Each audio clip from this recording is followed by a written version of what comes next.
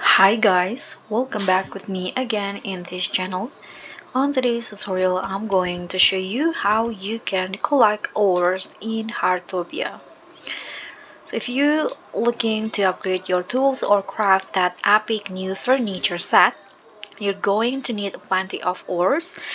And in here, I'm going to show you the best mining spots and also how you can get the rarest minerals. So first in here I just got a request to collect 14 ores. So what you need to do to start collecting ores, you can just open your toolbox and then equip the axe. Now you can just follow the signs right here.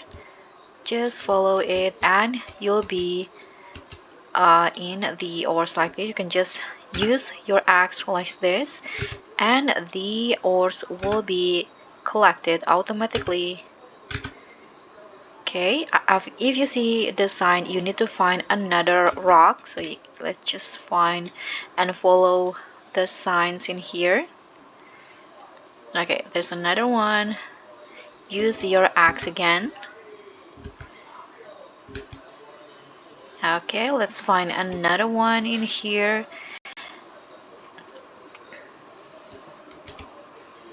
Okay, I've just finished to collect 14 ores.